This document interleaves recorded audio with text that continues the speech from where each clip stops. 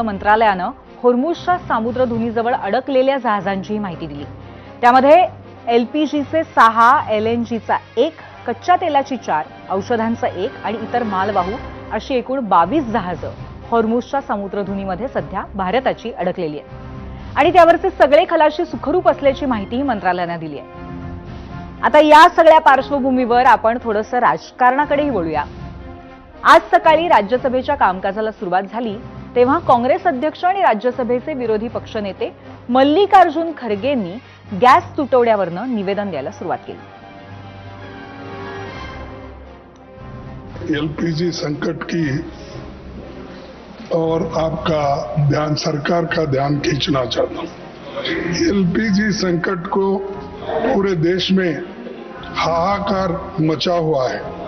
अगर सरकार की दावा सच होता और व्हीकल की खरीद से कमी की भरपाई हो गई होती तो इतनी पाबंदी क्यों लगती? आपने एलपीजी को दामों में बढ़ोतरी किस आधार पर किया और ये भी लोगों को मालूम नहीं है।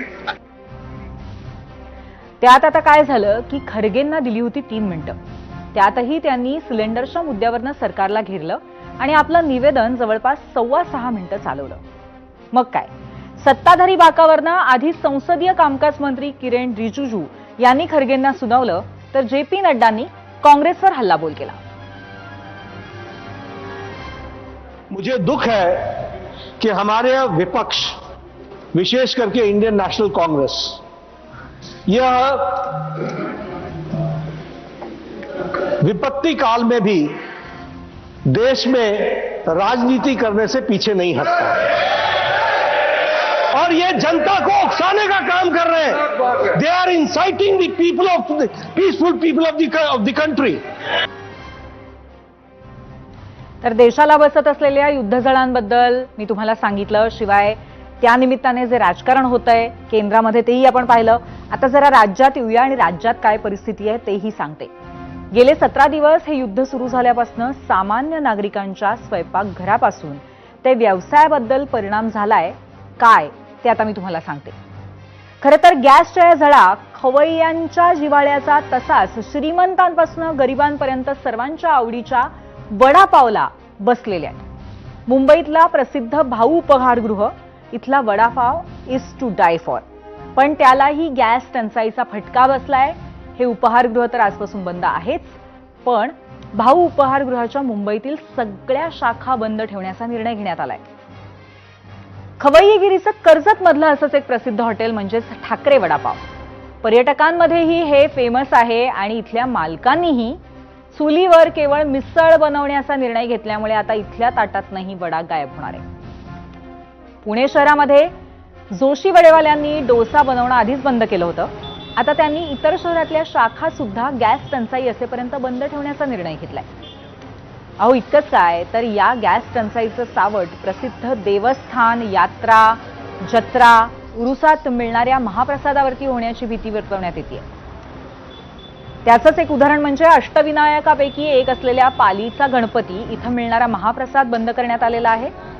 पिंपरी चिंचवडमध्ये साजरा होणारा भैरवनाथ उत्सव, रामनवमी आणि हनुमान जन्मोत्सवानिमित्त होणाऱ्या सप्ताह सोहळ्यामध्ये भाविकांना महाप्रसाद मिळणार की नाही असा प्रश्न या क्षणी तरी उद्भवलेला आहे। शेगाव म्हटलं की डोळ्यासमोर येतं ते गजानन महाराजांचं समाधीस्थळ आणि त्यानंतर लगेच आठवण होते ती शेगावच्या कचोरीची। ती कचोरी मिळतेय, पण आता गॅस टंचाईमुळे ग्राहकांना अधिकचे पैसे मोजावे लागतात।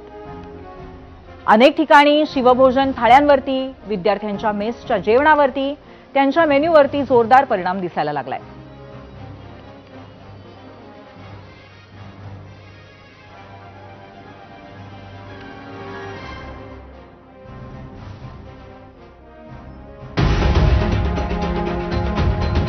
आपण वडापावला लाईफलाईन बोलतो मुंबईची, त्याचं कारणच ते आहे, स्वस्त भेटतं, लवकर भेटते।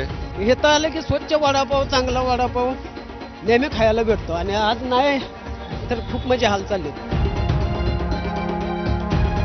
घ्यायला आलो होतो समोसा आता इथे, पण त्यांनी म्हटलं की समोसा आणि काही ते तळलेले पदार्थ नाही आहेत, मग आम्ही आता चहा घेऊनच इथून निघणार आहे बस। नेमकं माझं खूप मन झालं होतं, मी सकाळपासून विचार करू इथे येणार, समोसा खाणार, आणखी नंतर परत जाणार, पण समोसा मिळाला नाही, त्याच्यामुळे मी आज समोसा खाणंच रद्द केलाय।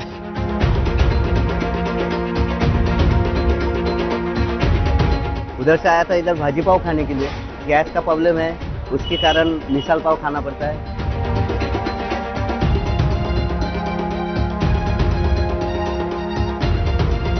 यांनी भाव वाढवले आणि त्या युद्धामुळं कसं यांच्यावर म्हणजे बाकी लोकांवर खूप असर पडला आणि त्याच्यामुळं हे बाकी असाधारण माणसाला हे भोगा लागून राहिलं.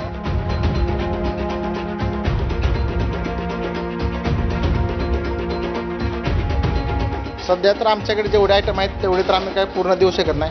साऊथ इंडियन नाश्ता पूर्णपणे बंद केलेला आहे.